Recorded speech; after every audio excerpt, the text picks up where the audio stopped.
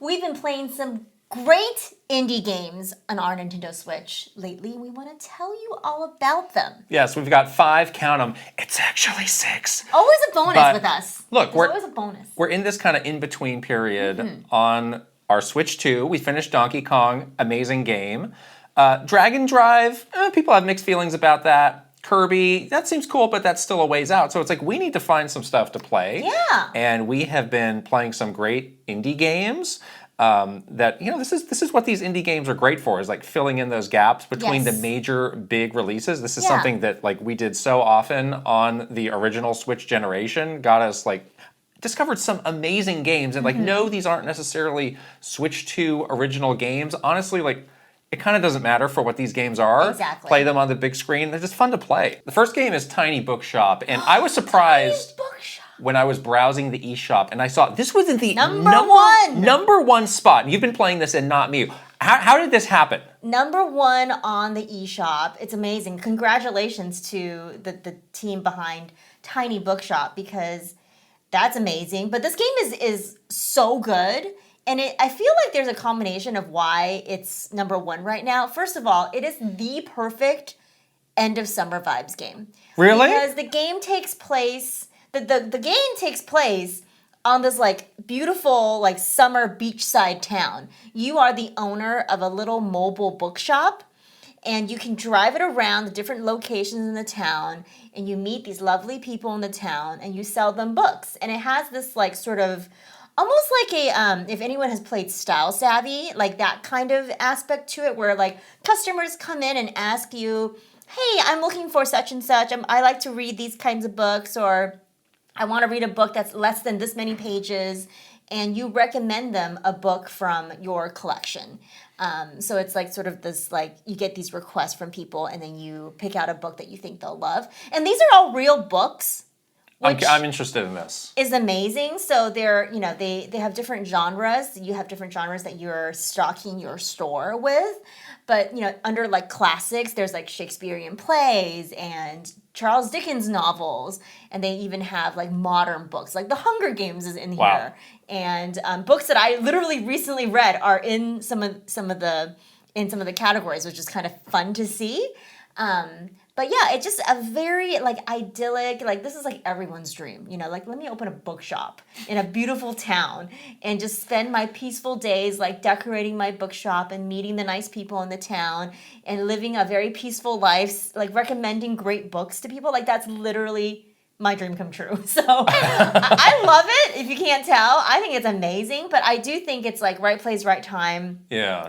And people are looking, like you were saying, maybe they've just finished Donkey Kong, looking for a lot of people are in that boat. A lot of people are in that boat, and just looking for the next thing to play. And this is just like that perfect, like, yeah, this is exactly the kind of game, relaxing, cozy, kind of late summer vibes game that I want to play right now. Wow.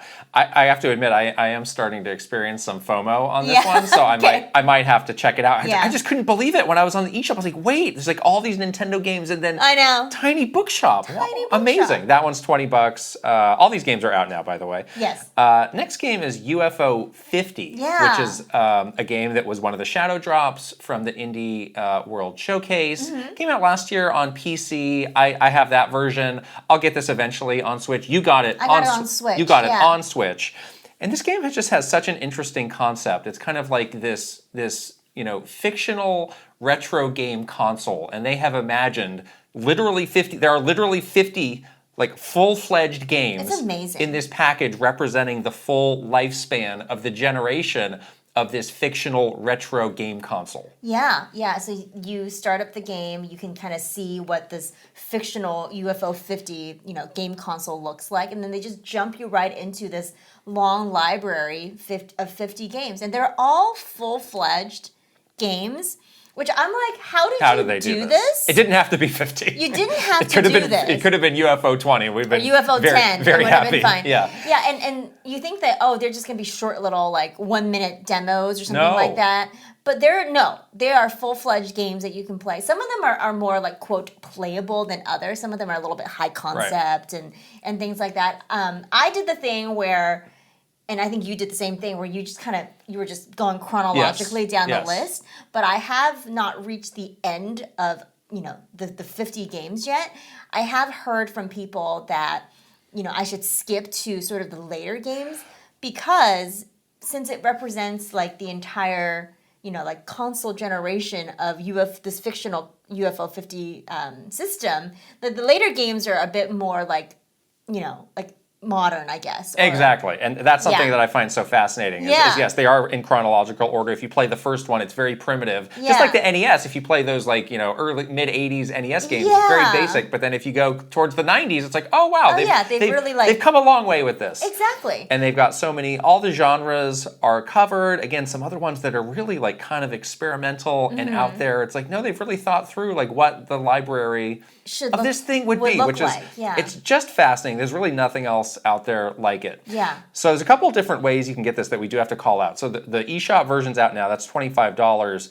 Fangamer is doing some physical versions, but they're not out until February. Yeah. I might wait. Again, like I have it on PC. I'm in no rush to get it again, but they do have this special edition that has the physical game plus this strategy guide that they've done, which looks amazing. You can get the guide only. For $24 if you want, but it's this kind of old-timey Nintendo Power. I would like to see the strategy guide that like literally gives you like here's maps, like here's all the tips. That's really cool. It's cool. And I'm actually, the games themselves, like some are really fun to play and some are not that fun to play, but I'm more fascinated by just like the concept of how this thing came together. Right. And I would love to see a strategy guide behind just like the thing overall, and also some of these more high concept games are a bit harder to play, just to see like what they did to put something like that together. That's what's interesting to me about this game. So yeah, it's pretty awesome that they're doing that. Right. You can also get just the game physical from Fangamer if you want, but again, those aren't out until February of next year, so you got to choose if you want to get it now or not. Yeah. Our next game is Teenage Mutant Ninja Turtles Tactical Takedown. And maybe you're asking yourself, well, what's indie about the Teenage Mutant Ninja Turtles? This is like owned by some mega conglomerate, been around for decades. Well, for this game, they worked with a smaller indie team called Strange Scaffold to create this really unique experience. And my experience with the Ninja Turtles, which I love dearly, has been mostly through like these classic beat-em-up kind of arcade-style games. Yeah, mine too. And they've done something so interesting with Tactical Takedown, which is they've taken that sort of experience but translated into a turn-based strategy game. It's pretty cool. Where it's like you have this kind of like, long map that you're working your way through, and enemies will appear and you're, in turn-based fashion, you're fighting them and dispatching them, and you're continuing to move until you get to the end of the level. All the turtles are here. They all play really differently, which I like and appreciate. There is a lot of strategy that goes into like thinking through like the moves that you want to use to most efficiently take everybody out. The other thing that's cool is like as you move along, like more parts are added to the map, and then the stuff behind you vanishes. Yes, you can't linger. No, you got to keep moving ahead, or the game's going to literally leave you behind as you fall off the edge. We've been lucky to have some really good Ninja Turtle games over the last couple years. It's kind of amazing, and this is like such a fun and unique addition to this. Like I this is the one that I'm currently playing the most out of this whole list. Right.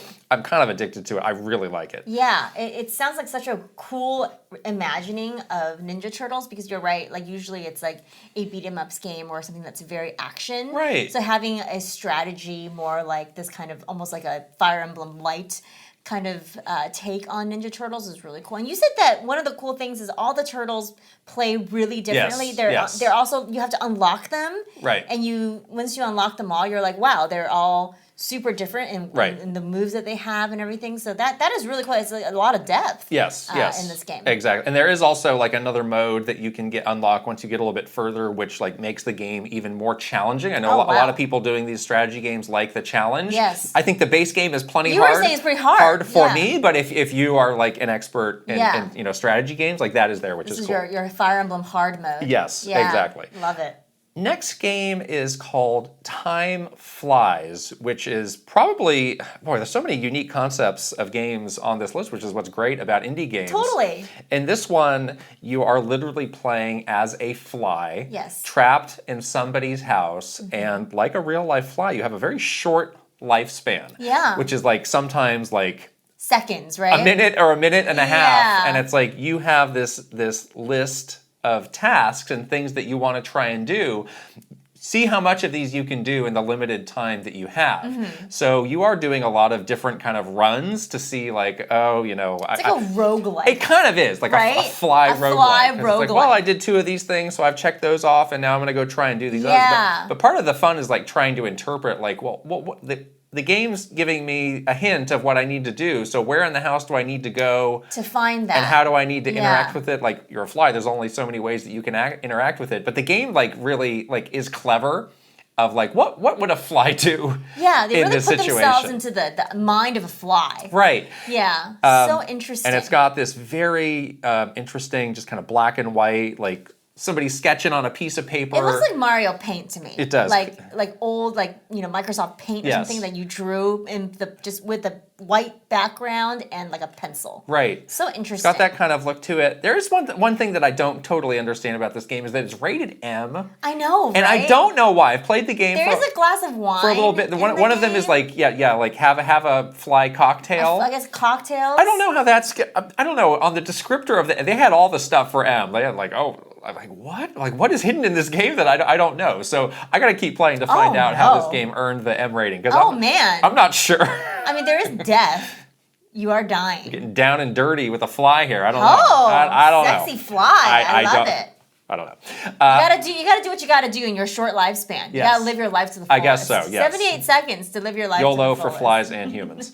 Our last game, it's not, is called Is This Seat Taken, which is another game that was in the Indie World Showcase that you've been playing. Yeah, this was actually a cool one because I have been hearing a lot about this game from our good friend Jenny at Wholesome Games. Oh. They co-published this game. Oh, wow. And I was, of course, very excited Yeah. to support anything that Wholesome Games works on, anything Jenny works on. I'm a fan. But this game is adorable. It's a really fun, unique take on a puzzle game. Basically, you are playing this, you're in this world where all these, the little people characters are little shapes, and you have to put them into the right seat configurations based on their requests. So like a bus would come by, for example, and people would be lined up to get on the bus, and somebody would say like, I want to sit alone. So you have to make sure that there's nobody around them. Or like, I want to sit with my parent. And then there's like, a parent and a child. Or like, I'm really loud when I sit on the bus, and so I need to sit next to other loud people. I see. So that's kind of the puzzle element, is just arranging the people based on their requests, and it's really funny. It's like some of the little pieces, the little shapes are like, they're like stinky, like I didn't shower, and then there's other little pieces that are like, I can't stand stinky things. Don't sit me next to the stinky thing. And it's all sorts of different environments. There's like buses, there's boats. I was doing it in a movie theater. Boats.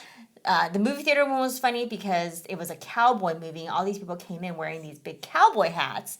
And so you had to arrange it so no one's view is blocked by the big cowboy hat. I see. Which was very funny. Huh. There was a diner where I had to do a bunch of stuff where like some people wanted to eat different things and some people didn't. And then some people were chewing too loudly and other people didn't like it. Okay. So you had to arrange it in a way. Well, it sounds like they've really thought a lot of riffs on this main a lot idea. of risks. I thought it was just like get on the bus, because that's what kind of the trailer Yeah. was showing. But there's so many different riffs and so many different like elements that they've put in to make it feel like super fun and different every level you get into, and also pretty challenging.